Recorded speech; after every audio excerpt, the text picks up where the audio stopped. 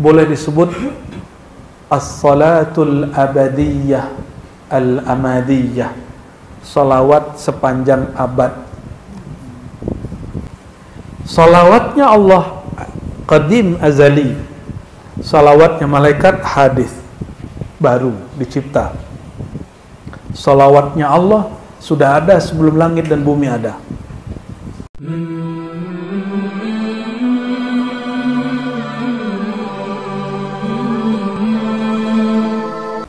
Innallaha malaikatahu yusholluna 'alan nabiyyi sallallahu alaihi wasallam taslima. Ini adab kalau mau selawat baca innallaha malaikatahu, itu bagusnya. Langsung juga boleh, tapi afdalnya begitu.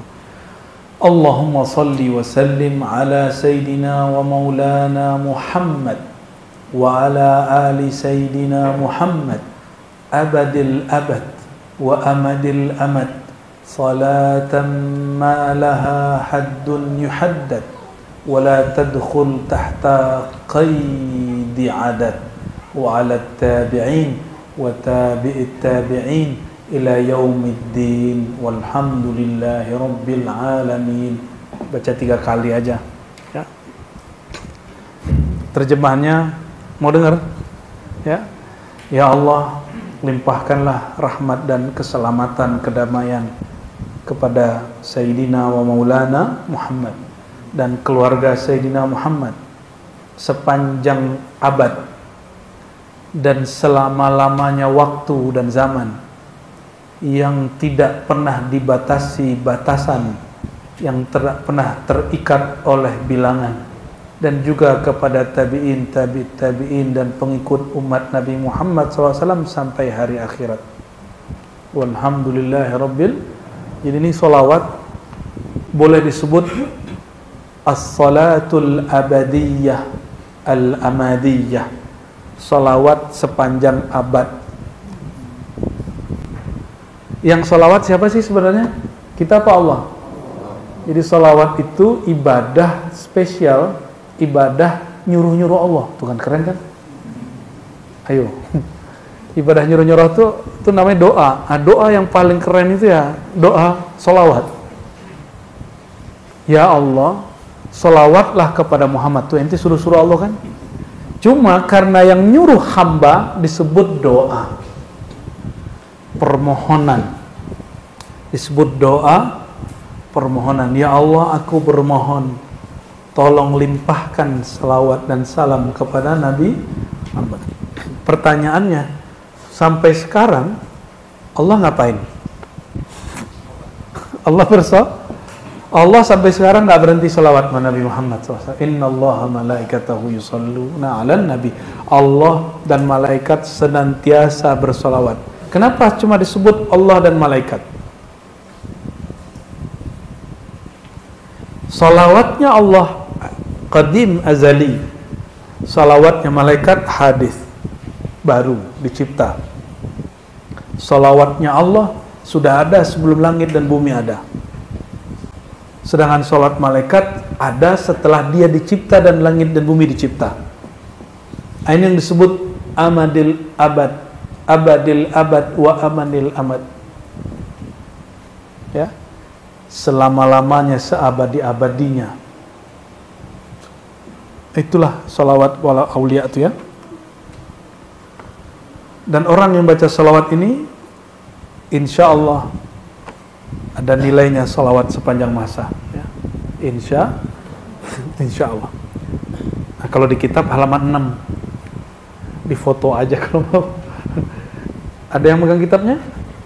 Halaman 6. Nah, sekarang kita masuk ke fasal pertama, yaitu fit taubah.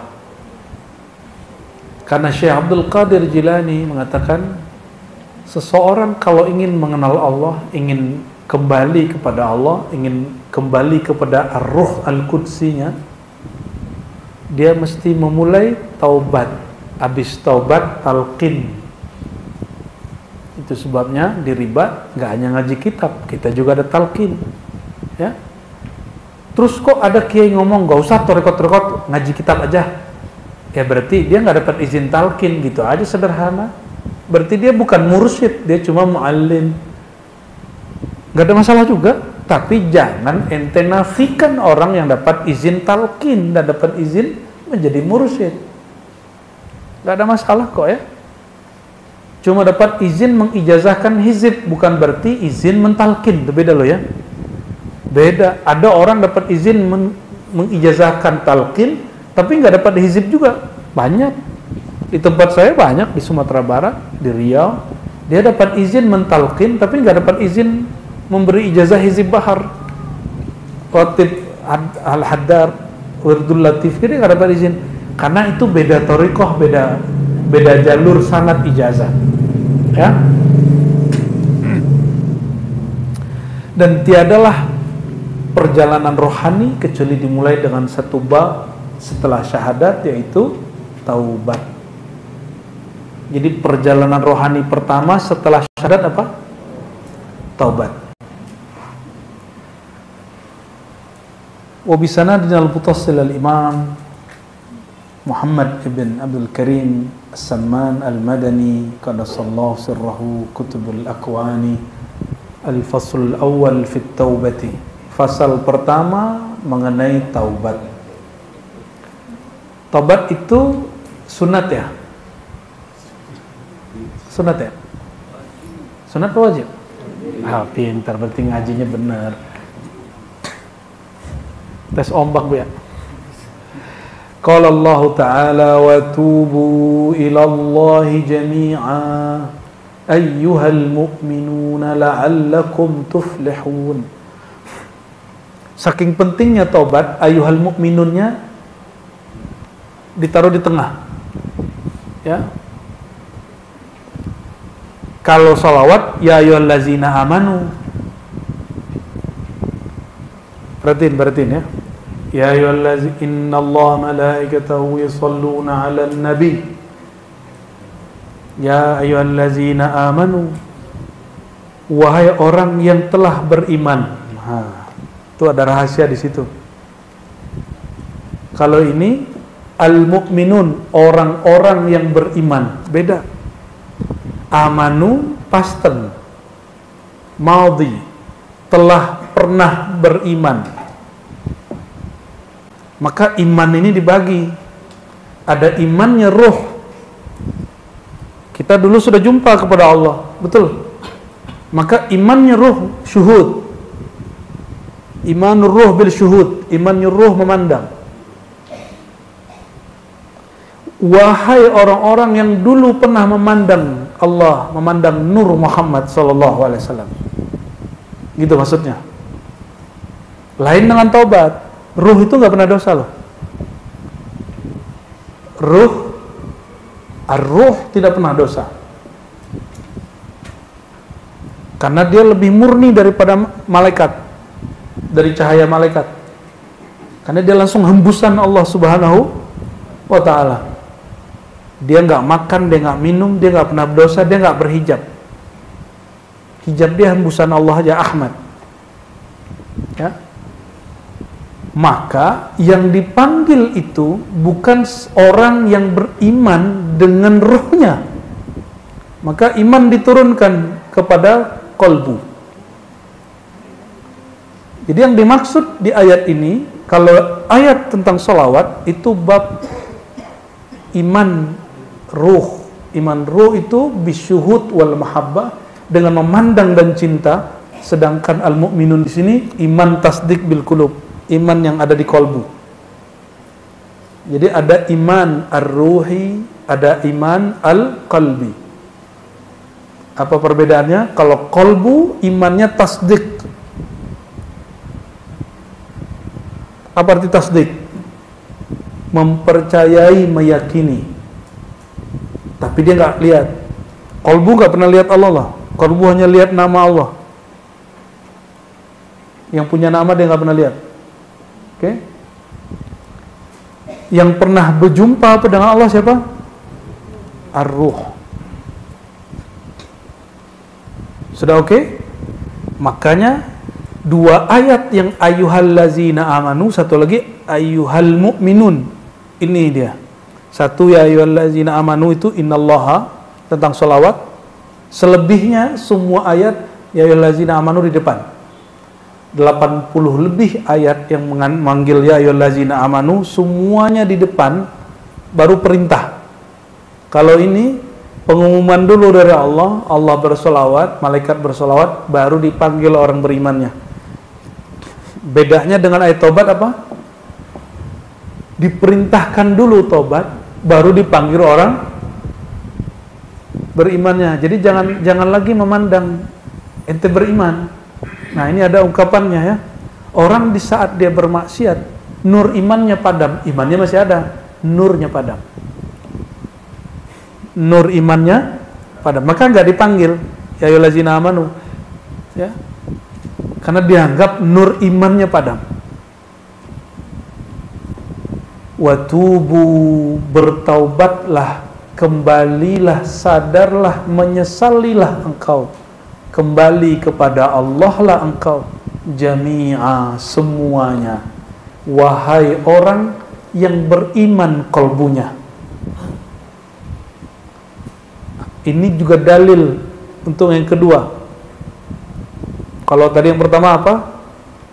Iman tidak hilang dari kolbu orang yang berdosa, yang ada apa? Nurnya padam. Dan ini dalil bahwa pendosa tidak kafir. Dan ini membatalkan akidah khawarij, akidah ekstremis yang mengatakan berdosa itu kufur. Ya, sampai ada yang lucu itu jamaah kita lurusin tapi dia nggak mau. Saya pernah 5 tahun megang bapak-bapak. Saya waktu itu masih megang nazar, nggak ngerokok, nggak cerutuan. Kalau sekarang sesekali, karena Haji Syam tuh ya, tuh nyalain orang aja kita kan.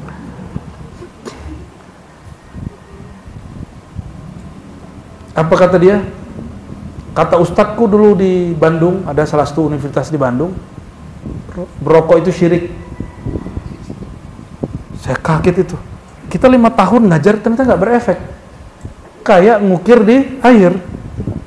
Akhirnya saya kasih pertanyaan. Oh, katanya kalian tamatan kampus paling bonafit di Bandung. Ya. Katanya hijrah dari umur sekian, dari S1 sama Ustadz Fulan. Ustadz Fulan itu yang ngomong. Apa kata dia? Merokok itu sama dengan syirik. Lebih bahaya. Lo kenapa? Ente kalau lagi sholat, lagi azan, orang kalau ngerokok pasti dia ngabisin rokok dulu baru dia. Ya salam, itu disebut syirik. Ini akibat jadi ustadz tapi nggak belajar ilmu tauhid. Ini tauhid jahil. Saya akhir tanya sama dia, di Quran ada keharaman rokok nggak? Saya nggak bela rokok ya. Saya nggak bela orang cerutuan atau vape, nggak ada urusan. Ini kita bicara hukum. Jangan sampai kebencian kita ke satu benda, tapi kita lalu kehilangan kemakrifatan. Saya kasih pertanyaan mereka. Yang diharamkan di Quran itu khamar, tua, atau rokok? Apa yang diharamkan di Quran? Khamar. Adakah Allah menyebut khamar itu syirik?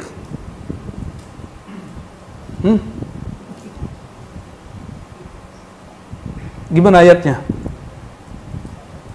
Ayatnya gimana? Innal khamra wal maisira wal ansab wal azlama rijsun. Rijsun artinya najsun, menjijikkan. Jadi khamar, berjudi, mau online nggak online sama aja loh ya.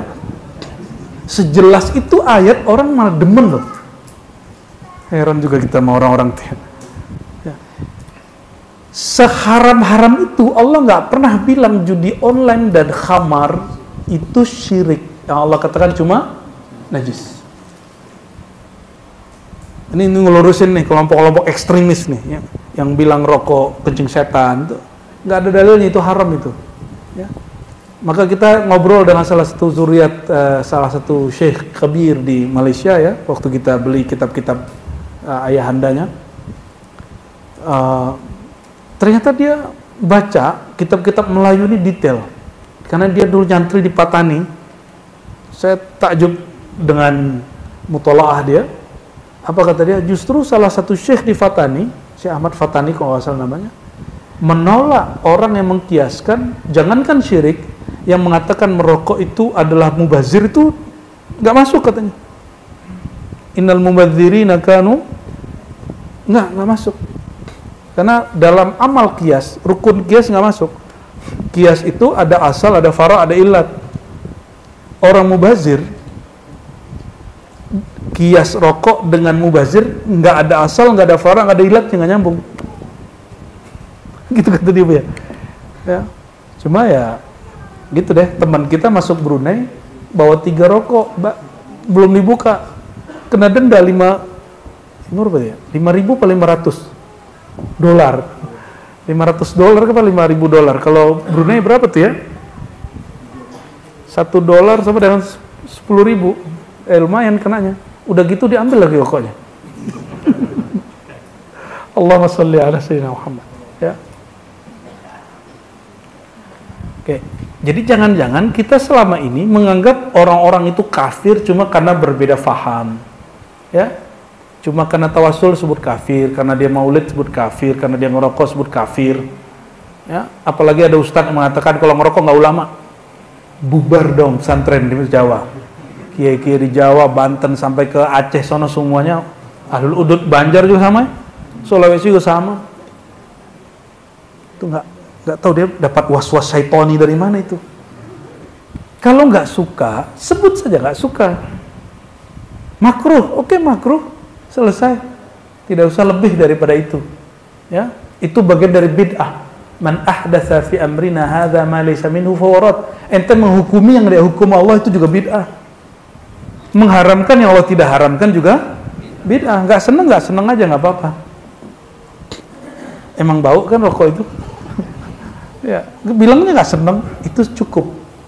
Nah, jadi kita berhukum itu jelas. Masa cuma ngeliatin orang cukur jenggot terus imannya hilang gitu.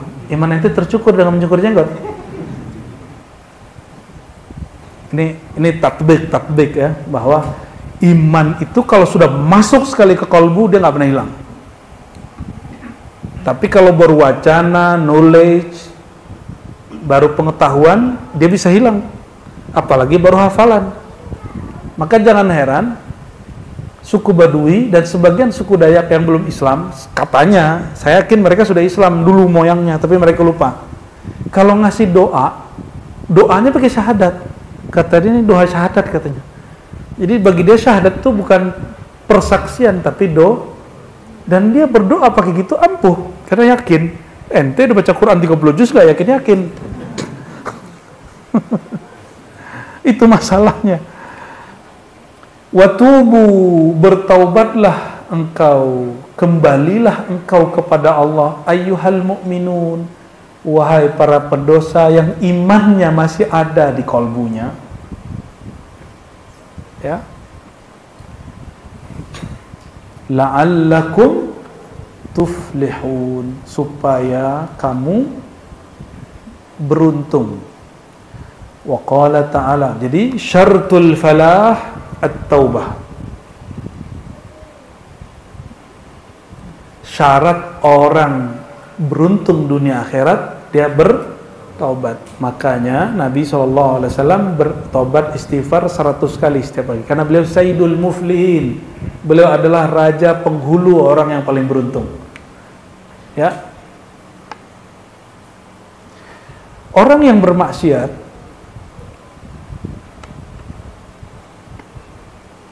dia akan menyesal setelah bermaksiat. Itu nur terbit lagi. Selesai hilang, padam, itu nurnya bangkit lagi. Maka dipanggil. Kembalilah kepada Allah, itu undangan, jangan putus asa. Jangan putus asa pulang kepada Allah.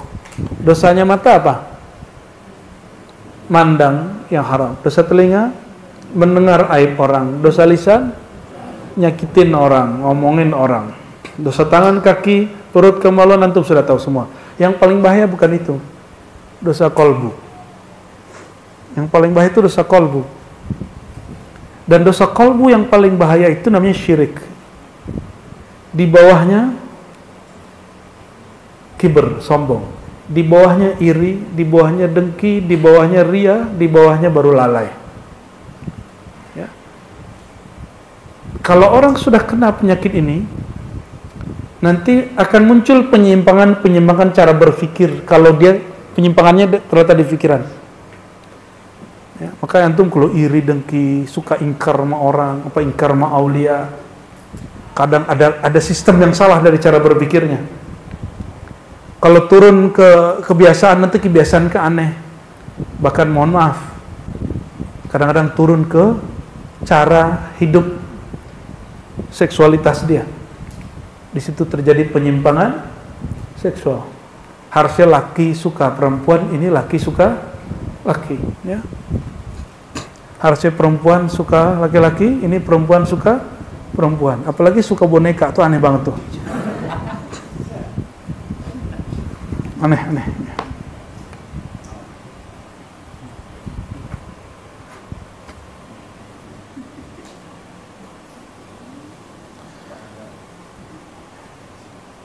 Wa uida biqabuli taubah fi ayatain. Nih, ini jaminan. Tobat itu dijamin diterima. Maka inilah perbedaan antara, masih ingat yang dulu bunuh 100 orang, datang ke ulama, ulamanya dibunuh. Apa kata ulama itu? Berapa orang kamu bunuh? 99. Gak ada tobat lagi. Ya, langsung samurainya mati lagi dia, lengkap 100. Habis membunuh sadar lagi, gitu, padam hidup, padam nyala. Ketika nyala, dia kemudian mikir, masa Allah sesempit ini? Masa nggak ada ulama yang mengerti tentang aku? Akhirnya dicari, ketemulah di pelosok negeri di bawah kaki gunung. Ternyata ada seorang ulama bilang, siapa yang mengatakan tobatmu nggak diterima? Dosamu emang parah. Bunuh 100 orang parah nggak? Jangan 100 orang, 1 orang ini parah. Ini dia bunuh, dosa ente parah. Tapi siapa yang bilang dosamu nggak bisa ditobatkan? Langsung, tadinya mau keluar, pedangnya nggak jadi keluar.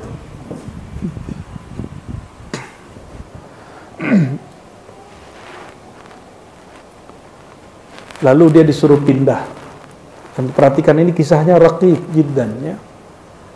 Disuruh pindah, belum sampai di kampung seberang, artinya tobatnya belum diterima dong.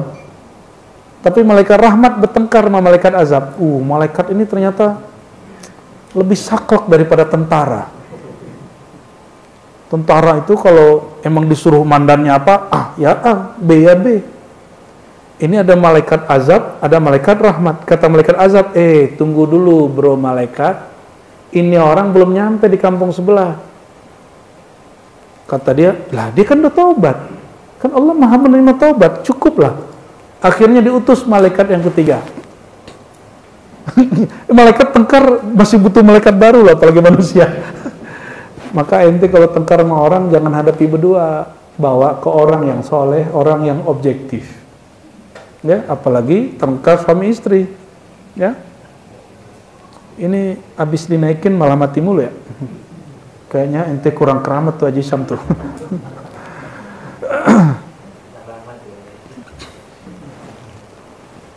Malaikat diselesaikan masalahnya oleh qadhi malaikat. Apa kata qadhi malaikat? Allah berfirman, ini perintah dari Allah, kalian ukurlah dia lebih berat ke kampung sebelah atau ke kampung asalnya. Datang lagi malaikat satu lagi, dipanjangkan langkahnya sedikit ke kampung sebelah, tuh 4 malaikat ngusut satu pendosa ini, dan 3 malaikat pro sama dia.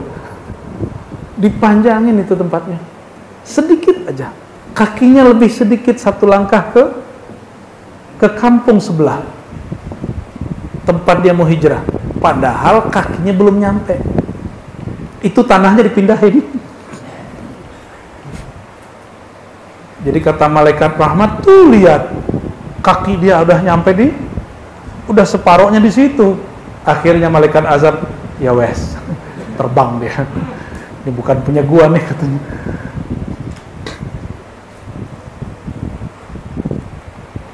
Itu kabar gembira bahwa orang yang bertobat mau dosanya kayak gimana, itu minimal 3 malaikat bantu ente. Masih nolak, masih mundur-mundur tobat. 3 malaikat jamin. Kurang apa lagi, itu udah keramat bener tuh. Kalau orang tobat aja 3 malaikat bersamainya. Kira-kira orang soleh berapa malaikat bersamainya? Ada 2 ayat yang menjamin tobat. Alam ya'lamu, benerin nanti kalau salah ya. Ada hafiz kuda. Alam ya'lamu anna Allah huwa yaqbalu taubata an ibadihi wa ya'fu anis sayyi'at. Karena kitabnya gak ada barisnya. Bukankah mereka mengetahui, tidakkah mereka menyadari bahwasannya Allah menerima taubat dari hambanya dan memaafkan semua kesalahan-kesalahan. Tuh, yang kedua, ya. Wa inni laghaffarun liman taba wa amana wa amila salihan tsumma ihtada. Ada lagi ayatnya malah. Ghafirudz dzanbi wa qabilut taubi syadidul iqab. Sebenarnya masih banyak. Ya, innallaha yuhibbut tawwabin wa yuhibbul mutatahhirin at-taibun al-'abidun, terus sampai hadis Muslim. Apa kata Allah Ta'ala? Ayat yang kedua, inni, sungguh aku la ghaffarun. Ghaffar, terjemahan biasa pengampun, tapi terjemahan harfiahnya penghapus. Penghapus dosa liman taba, bagi yang mau kembali kepadaku. Jadi taubat itu secara harfiah berarti kembali. Masih mau balik gak ke Allah? Masih mau pulang kepada Allah? Masih ada harapan kepada Allah? Itu pasti dihapus dosanya. Wa ya'fu, dan memaafkan. Maka siapa orang yang mempunyai sifat menghapus kesalahan orang dan memaafkan, Allah sedang bertajalli di dalam dirinya, memancarkan nur sifat-sifatnya, dan itu wali Allah. Mau cari wali Allah? Mau cari wali Allah? Cari orang pemaaf, cari orang yang kalau ada yang salah sama dia, dia lupain kesalahannya, itu wali Allah. Gampang nyari wali Allah? Masalahnya orang begitu nggak gampang dicari. Jadi nyari wali Allah jangan ke gunung. Di gunung ketemunya nanti siapa?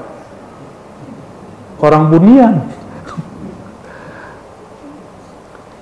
Nyari wali itu di tengah keramaian, karena ini kejadiannya di keramaian. Orang dizolimi di keramaian nggak? Di keramaian? Emang ada yang dizolimi angin?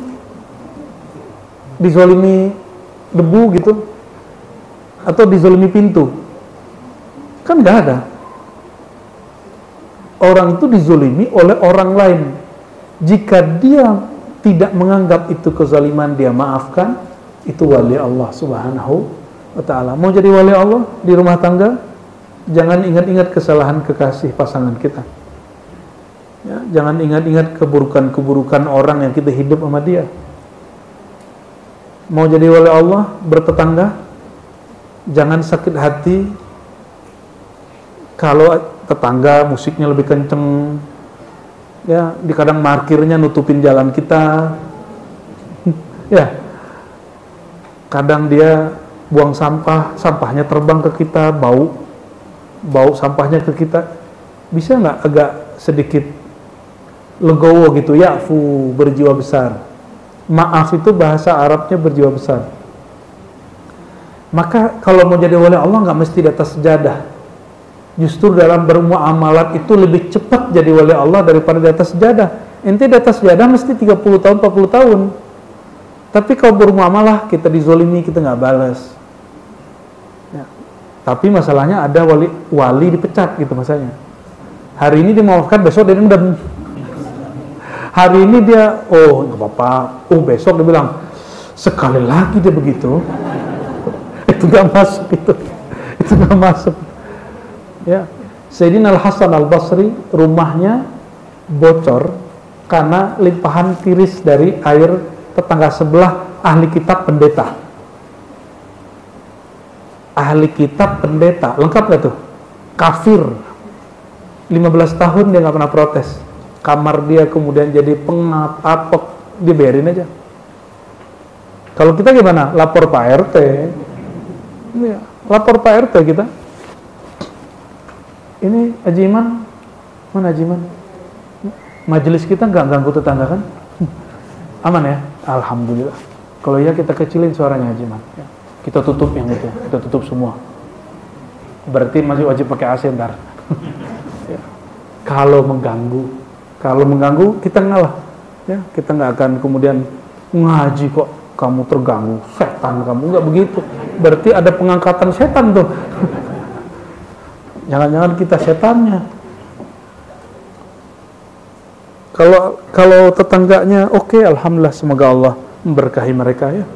Dan kita minta maaf setiap hari dan kita juga doakan semoga tempat ini diberkahi oleh Allah Subhanahu wa taala.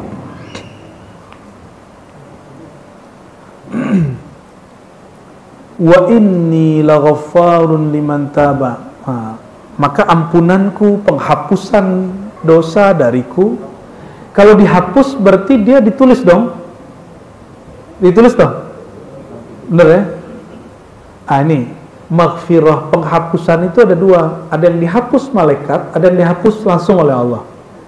Walaupun hakikatnya malaikat menghapus dengan perintah Allah, tapi ada yang mutlak dari Allah. Yang dihapus malaikat itu 1 kali 24 jam. Dalam hadis yang hasan, tidak sampai sahih, jadi setiap orang yang bermaksiat itu malaikat dilarang menulis sampai 24 jam, siang malam. Kata malaikat rahmat, Allah berkalam, kamu gak boleh catat, siapa tahu dia punya istighfar hari ini. Jadi istighfar itu penghapus. Istighfar itu penghapus.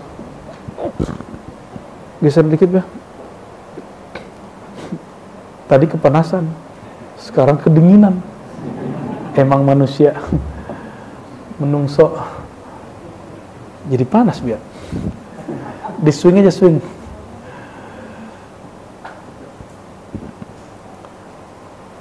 Lalu siapa yang lagi yang diterima Allah tobatnya? Amanah, yang memperbaharui imannya, wa amila shalihan, dan beramal soleh, summah tada, lalu dia mencari ilmu hidayah.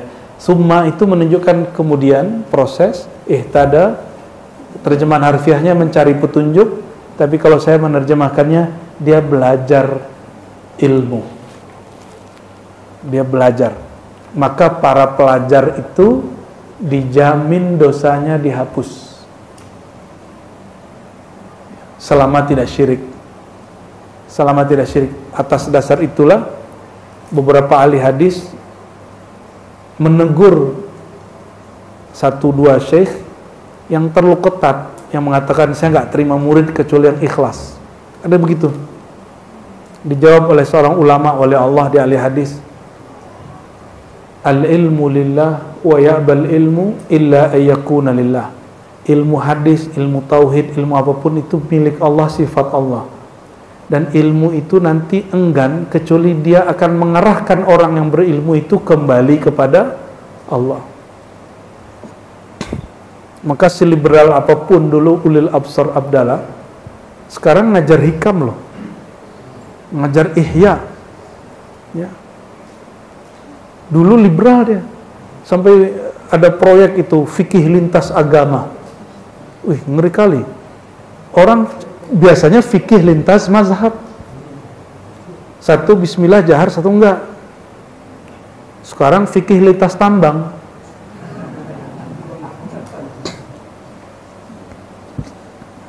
Alhamdulillah, kan keren itu ya. Ghafirudz dzanbi wa qabilut taubi syadidul iqab. Allah itu penghapus dosa, penerima taubat, tapi juga sangat berat azabnya.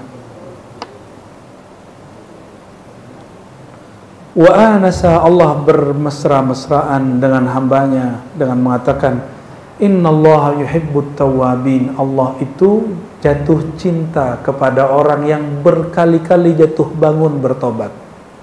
Jadi tobat bukan sekali, tobat itu berkali-kali. Dan antum coba rasakan kalau kita tobat dengan cara yang pas, istighfar satu-satu, air matanya meleleh nggak? Meleleh. Di situ disebut anasa mu'anasatan. Maka ada satu makom dalam tobat itu yaitu al-uns, bermanja-manja kepada Allah, mengaku salah kepada Allah SWT. At-taibun al-abidun. Terus ada sebuah hadis, ya, hadisnya sering kita dengar untuk dapat berkah. Jadi ahli hadis ini punya satu tradisi, walaupun hadis yang sama dibaca 100 kali, itu mereka baca. Kenapa? Karena ada hadis nadarullah mra'an sabi'a maqalati. Allah akan beri cahaya kebahagiaan bagi orang yang mendengarkan hadis Nabi. Itu sebabnya kami nggak pernah bosan baca hadis innamal a'malu binniyat, padahal sudah hafal dari SD. Kenapa setiap baca hadis itu dapat nur gitu? Nah, hadis ini juga paling sering dibaca. Ya Yohanes, kata baginda SAW, wahai manusia, tubu, bertobatlah, fa inni atubu ilallah fil yaumi mi'ata marrah. Aku bertobat setiap hari 100 kali. Sering dengar tuh? Ya, berarti nurnya nambah lagi, nurun ala nur. Dari Sayyidina Abu Hurairah Rasulullah SAW, beliau bersabda, man taba qabla an tatul asyams min maghribiha taballahu alaih. Siapa yang bertobat sebelum matahari terbenam di barat, maksudnya sakaratul maut, Allah pasti terima tobatnya. Kenapa Fir'aun tidak diterima tobatnya? Padahal dia tobat loh. Karena dia bertobat saat melihat azab. Itu sebabnya di dalam kitab Al-Futuhat Al-Makkiyah ada dua jenis. Ibnu Arabi mengatakan Allah terima iman Fir'aun, tapi orang salah faham. Dikira diterima taubat Fir'aun. Padahal yang dimaksud oleh Ibnu Arabi, Fir'aun itu saat melihat air itu kemudian menenggelamkan dia, dia berkata, aku beriman dengan Tuhannya Musa. Iman dia nggak dianggap diterima oleh ahli akidah, tapi Ibnu Arabi mengatakan bisa jadi diterima. Yang nggak diterima tobatnya. Maka dia dituduh. Di situ menganggap mukmin orang yang kafir. Ini kira-kira nih, ada orang beriman saat sakarat, itu imannya sah nggak? Kira-kira gimana ya? Antum saat sakarat baca la ilallah, diterima nggak? Udah diterima loh. Orang sakarat baca la ilaha, sah nggak? Yang nggak diterima itu tobatnya. Itu pandangan Ibnu Arabi. Ya, saya nggak mengerti ayat itu. Maka kita serahkan urusannya kepada Allah, ya, diterima apa enggak. Yang pasti Fir'aun mengaku Tuhan. Maka di versi kedua Ibnu Arabi di kitab yang sama mengatakan bahwa Fir'aun itu di neraka dan kekal di neraka. Terus bagaimana yang benar itu teksnya? Jangan-jangan teksnya disusupi, ya? Disitulah kita nggak sepakat dengan orang-orang yang mengatakan Imam Ibnu Arabi ini nyeleneh, kufur, bukan wali. Ya, kita nggak sepakat. Ya, jangan-jangan dia belum menggabungkan dua teks itu.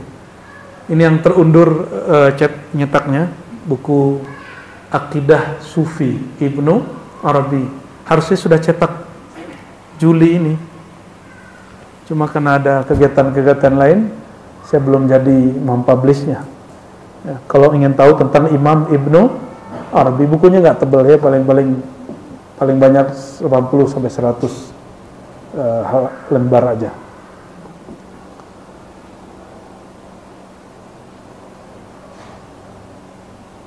Innal abda, hadis dari Sayyidah Aisyah, hadis Bukhari, idza i'tarafa bidzambihi tsumma taba taballahu alaihi.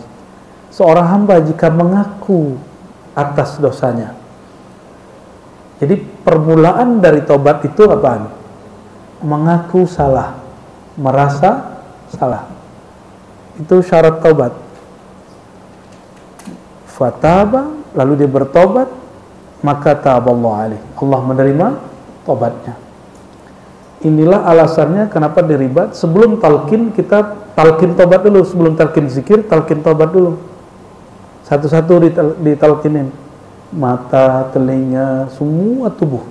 Ya, dan rasakan beda loh antum tobat dengan dengan cara itu. Coba zaurullah, beda. Ketika satu-satu kita baca. Maka membaca dengan 1 kali pelan menghayati lebih afdol dari baca 1000 kali terburu-buru. Ya. At-taib minadz-dzanb kaman la dzanbalah. Orang yang bertobat dari dosanya seperti tidak punya dosa. Wa idza ahabballahu 'abdan la yadurruhu dzanbun. Kalau Allah cinta seorang hamba, nih perhatiin. Allah jika cinta ke seorang hamba, dosanya tidak memudaratinya. Yang paling dicintai Allah setelah Nabi siapa? Ahlul Badar. Apa kata Rasulullah tentang Ahlul Badar? If'alu ma syi'tum fa inna Allah qad ghafara lakum. Lakukan sesuka kalian, Allah telah ampuni kalian. Jadi kalau Allah sudah sayang, si hamba bebas mau ngapain. Tapi kalau si hambanya punya adab, dia bakal bebas-bebas nggak? Nggak. Tapi si hambanya bebas loh. Gitu. Nabi Muhammad SAW itu paling bebas. Di Mekah itu nggak boleh metik pohon, matain pohon. Nabi patahin pohon sekali. Apa kata beliau? Barusan Allah cabut keharamannya, sekarang dikembaliin lagi. Tuh, kalau ente nggak paham kan dikira Nabi main-main. Oh, ternyata sunnatullah, hukum Allah itu bisa dinaik turunin. Oleh siapa? Nah, ini yang disebut Rasulullah SAW dalam sifat 20. Ini perbedaan ahli kalam dengan ahli marifat. Ahli kalam mengatakan sifat kelima Nabi itu jaiz. Ya, jaiznya Nabi bagi ahli kalam, ahli akidah, Nabi itu boleh sakit, boleh kalah perang, boleh marah gitu, boleh sedih, sifat manusiawi. Tapi jaiz bagi ahli marifat, jaiz itu sifat yang tak terbatas yang Allah berikan. Salah satunya menghentikan matahari, ya. Bukan seperti seorang yang ngaku-ngaku itu, ya. Itu urusan dia benar apa enggak. Kita ada orang nih ngaku punya keramat. Ente percaya nggak percaya, imannya berubah nggak? Enggak. Terus ngapain kita repot sama orang itu? Ada orang ngaku dia bisa ngomong sama semut. Kita percaya nggak merubah iman. Ya tuh. Terus kenapa repot ente ngomongin dia mulu? Hah?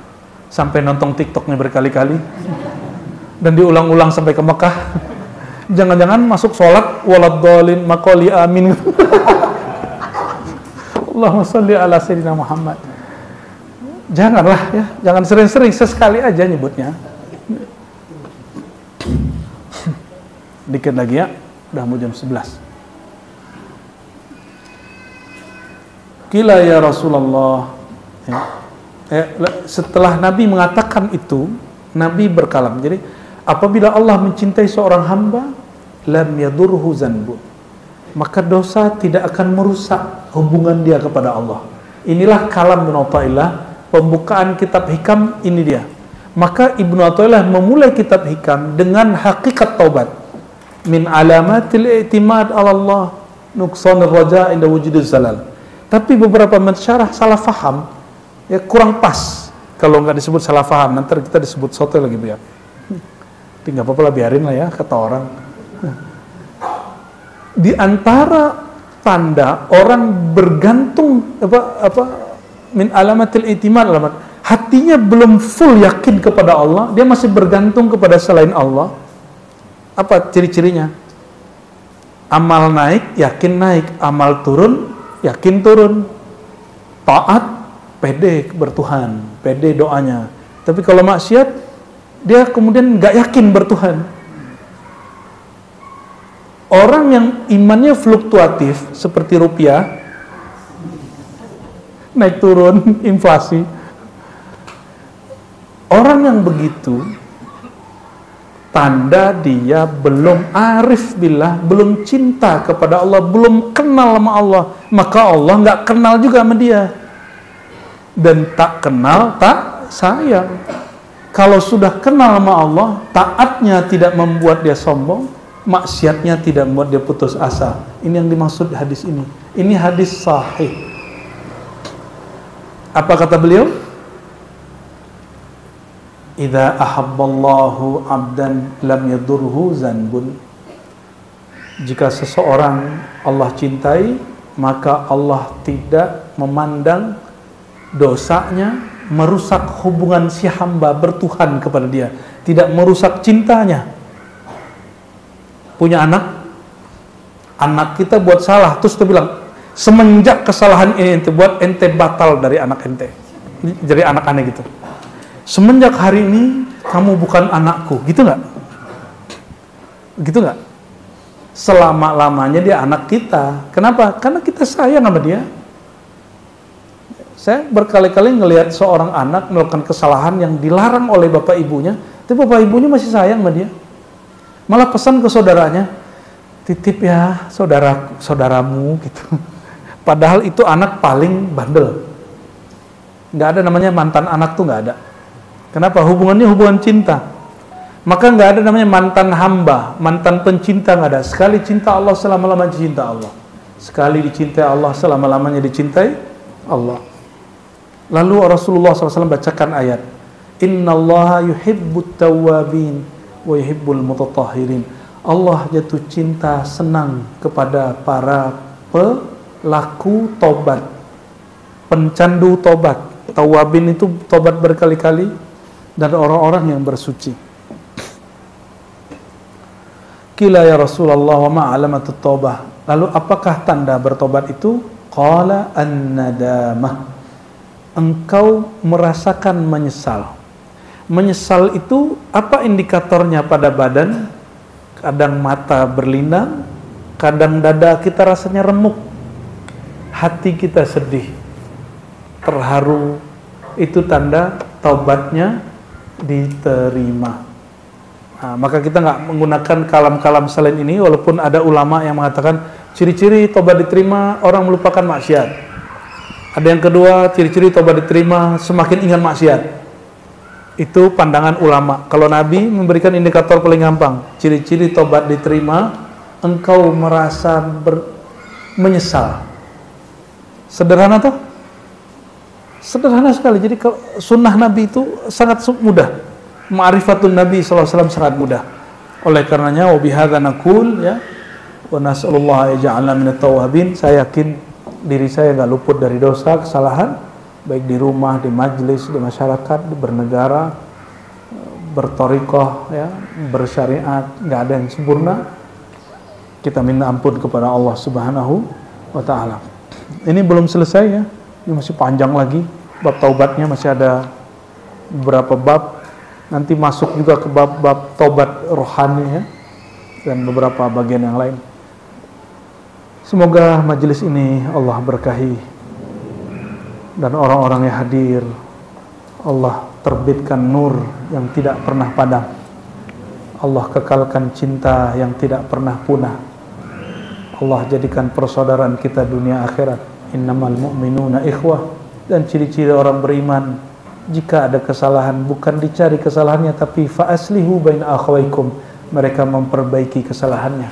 Allah maj'alna minal mu'minina haqqan, minal muslihina haqqan, minal muhibbina haqqan, minat tawwabina haqqan, minal mutatahhirina haqqan, bihaqqi sayyidina Muhammad haqqil haqqi ya rabbal alamin, bisirril Fatihah.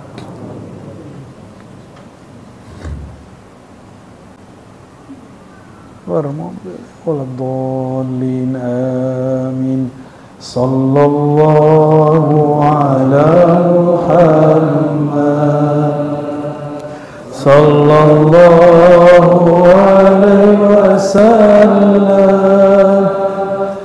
sallallahu ala Muhammad, sallallahu alaihi wasallam.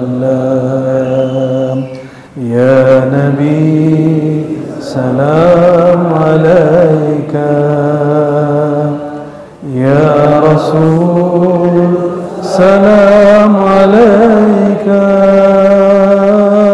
Ya Habib salam alaika salawatullah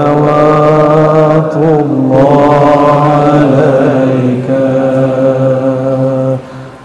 sallallahu ala Muhammad sallallahu alaihi wasallam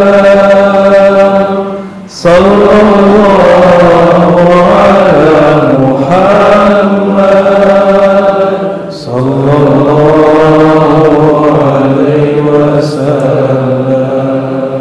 Al-Fatihah.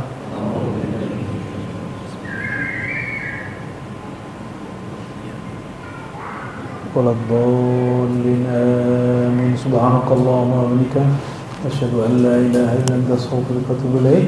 Sampai jumpa bulan depan insyaallah. Assalamualaikum warahmatullahi wabarakatuh. Alhamdulillah. Antum mau cari di mana lagi nggak tahu lah itu. Ya. Kitab tasawuf yang di tempat lain nggak dibuka, tapi dikit-dikit di sini sama beliau-beliau itu dibuka semua. Ya. Kalau masih cari perbandingan, carilah, ya nggak apa-apa. Beliau-beliau ini nggak butuh juga kok ya. Mereka itu sudah bahagia dengan dirinya sendiri kok. Ya. Allahumma sholli ala sayyidina Muhammad. Ya.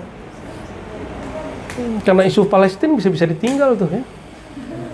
Bisa ditinggal karena orang salah paham. Karena salah paham. Ya. Ya Allah, ya Allah. I'lam anna lil qalbi babaini, babun atau babin yanfudhu ila alamil hawas wa babun yanfudhu ila alamil ghaib. Ya. Kolbu itu punya dua pintu. Rumah ada pintu nggak? Ya, Umi.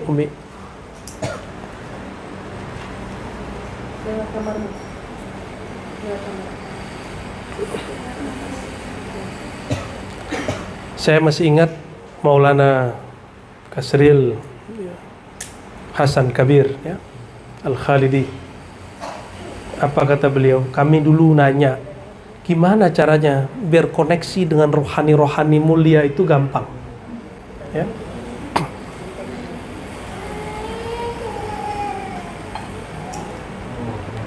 Apa jawaban beliau? Gaibkanlah zahirmu, maka yang gaib jadi zahir bagimu.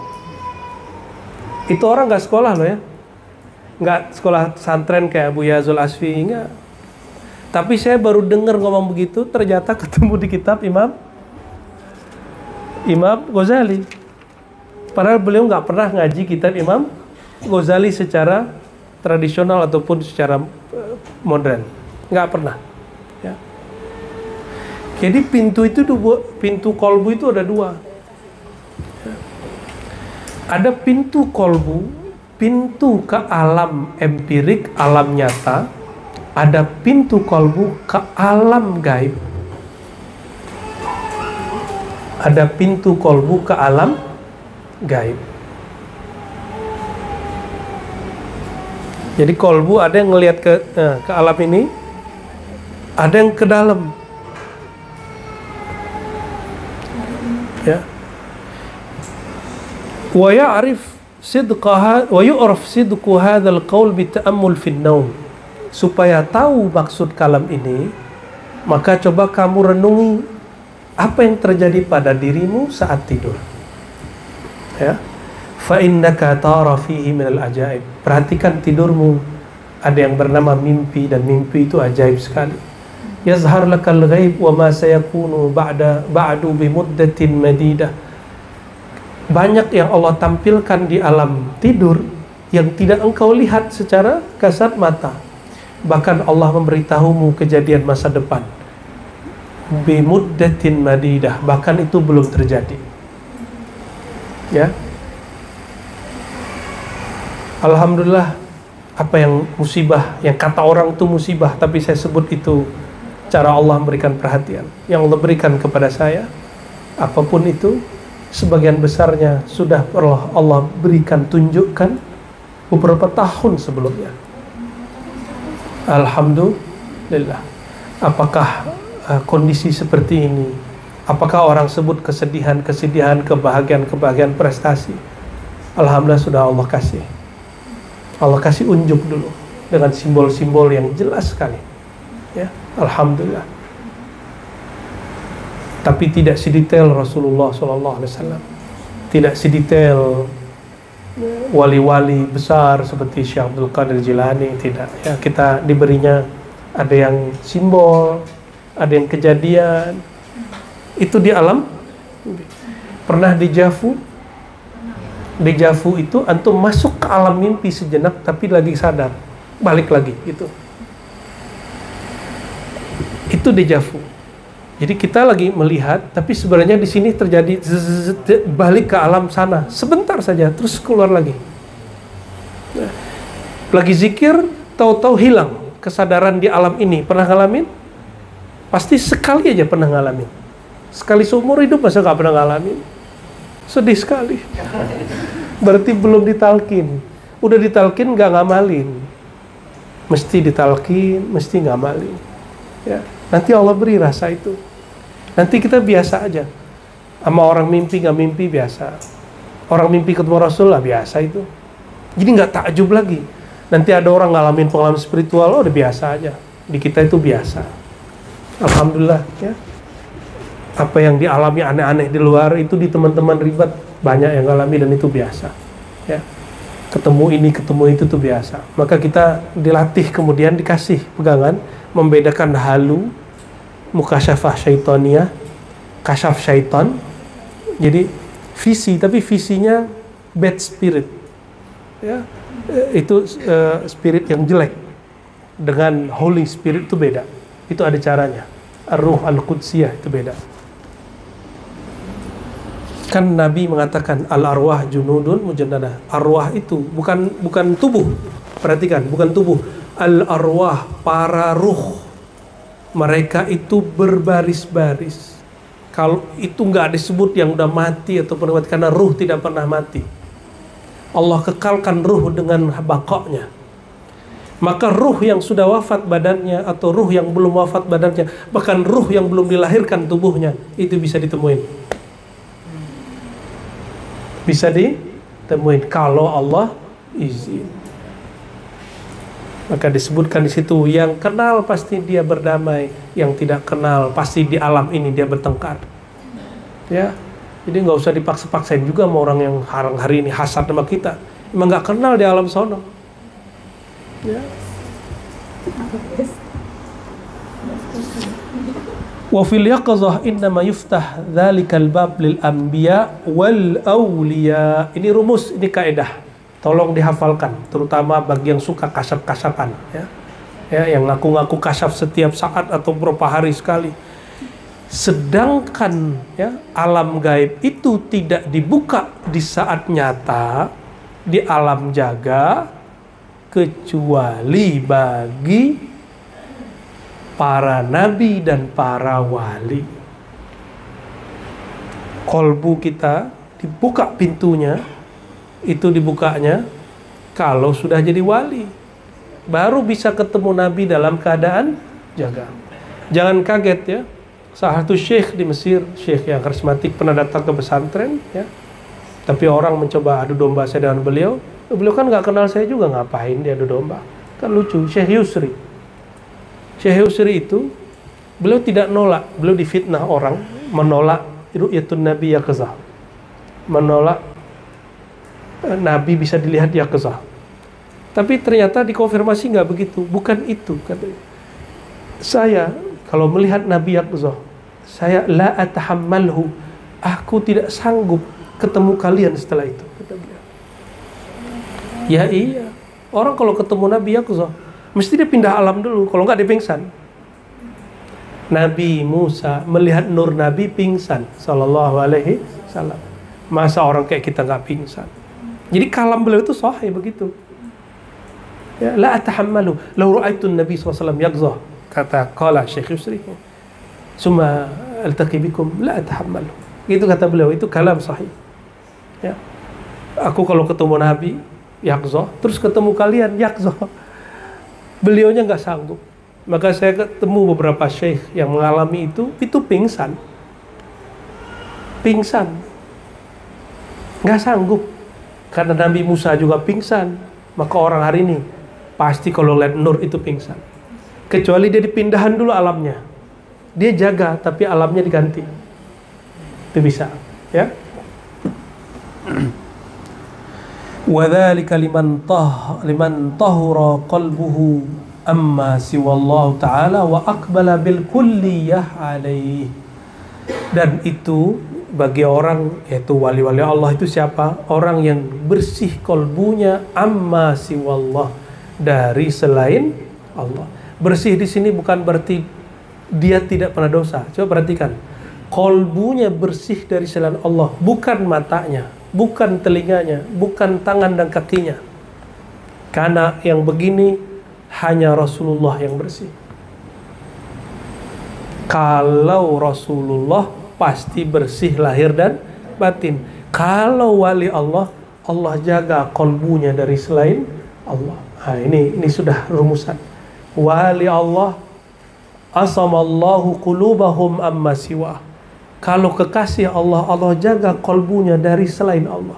Ada yang masuk, Allah patahkan. Allah yang masuk, Allah patahkan. Maka ketika Sayyidina Ibrahim mulai hatinya cenderung kepada Sayyidina Ismail, maka Sayyidina Ismail diuji, beliau berdua diuji mau diambil tuh anak. Kata Imam Sya'rani, qaddasallahu sirrahu, jika Allah cemburu, maka Allah akan melabrak yang dicemburuinya. Allah akan ambil yang dicemburuinya. Ya. Wa aqbala bil kulliyah alaih. Kolbunya kulliyah, total hanya untuk Allah. Jadi belum sempurna kewalian seseorang kalau kolbunya belum bulat-bulat kepada Allah Subhanahu wa ta'ala. Makanya disebutkan syarat ketemu Nabi Khidir, nggak ada cinta dunia di sini.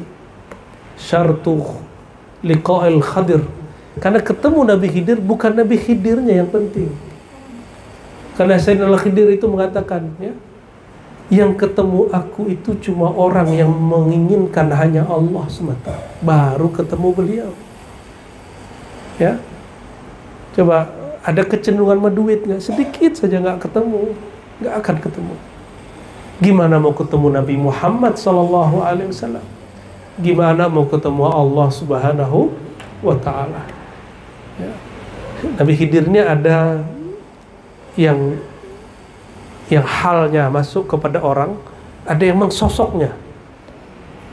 Ketemu halnya nggak bisa. Maka kita kadang-kadang melihat ada orang, dia pengemis tapi dia lagi hal Nabi Khidir. Kita sebut hal, bukan kesurupan. Ya. Kalau jin kan kesurupan, masa wali nyurupin. Ya, enggak, hal, dia kemasukan hal.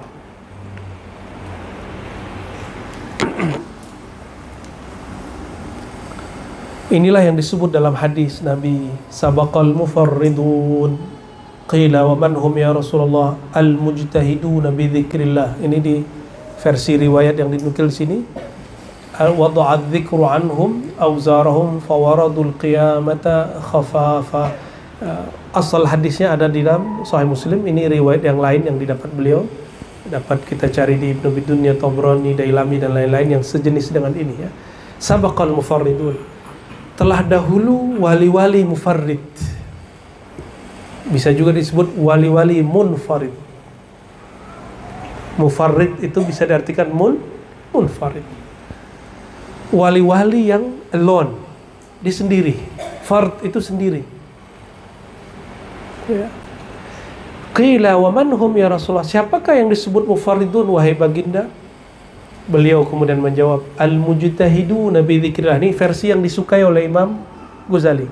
Imam Ghazali tahu versi lain, tapi beliau suka yang ini. Al-mujtahiduna bi dzikrillah. Orang-orang yang bersungguh-sungguh dalam berzikir kepada Allah SWT.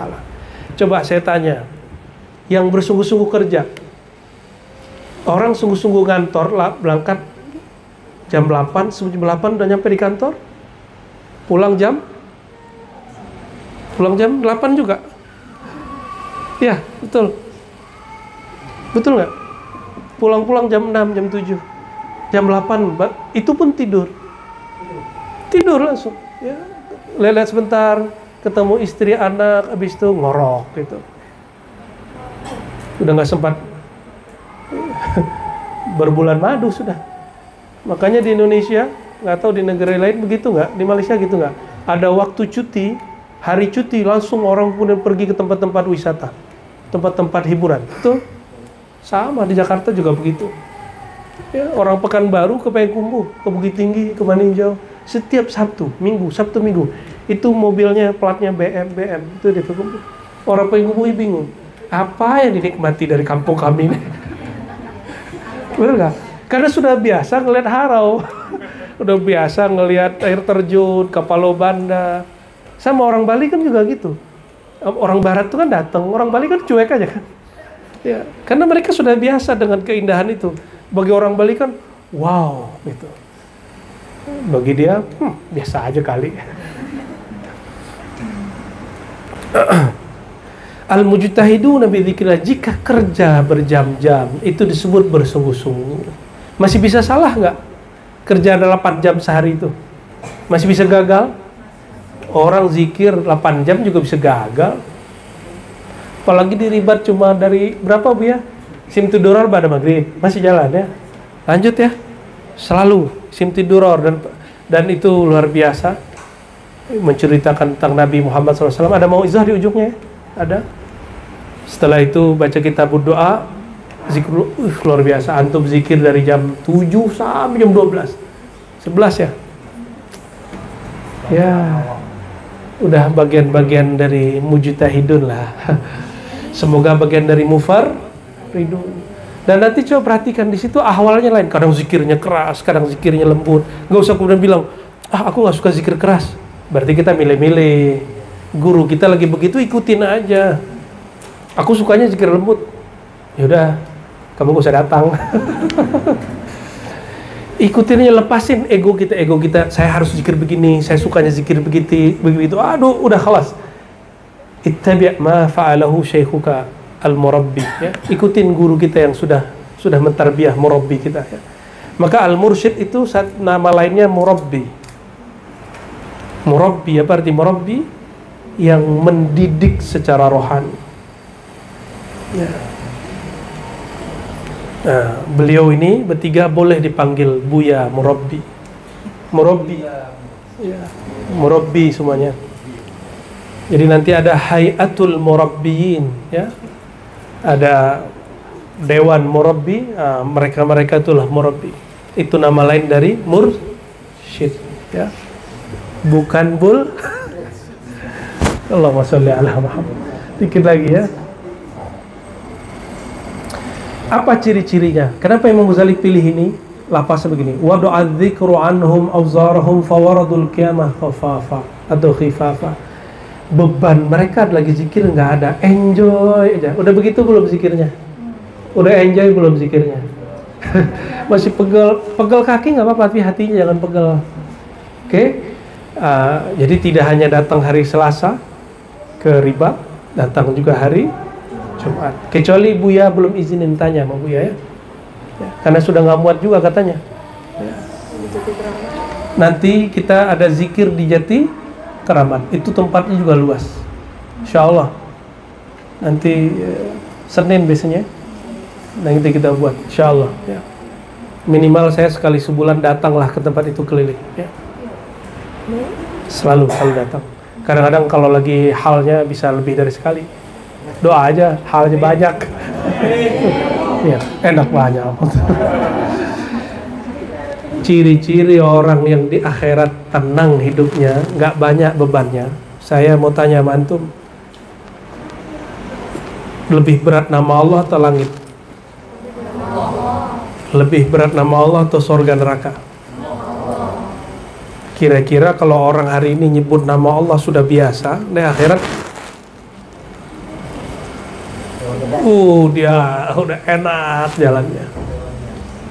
Orang tidur dia zikrullah, orang tidur dia sholawat, orang tidur dia zikir, orang tidur dia ngaji, Orang tidur dia ngaji kitab ma'rifatullah, itu orang beban tidurnya sudah hilang. Bagi dia sudah menemukan dirinya yang sebenarnya. Makanan kolbu kita zikrullah, makanan kolbu kita ilmu, makanan ruh kita ma'rifatullah. Orang udah menemukan begitu. Di sini dia nggak ada beban zikir, nggak ada beban ngaji. Nanti di sana di akhirat, kalaupun dihisab dia udah biasa. Jangankan engkau, hai malaikat mizan, malaikat hisab, nama Allah yang lebih berat darimu aku pikul, katanya.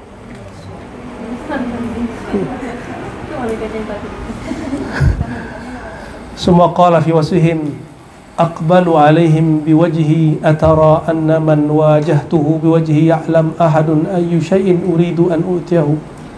Summa qala alaihi salatu wasalam awwalu man u'tihim an akdhifa bin nuri fi qulubihim fa yakhbiruna anni kama ukhbiru anhum.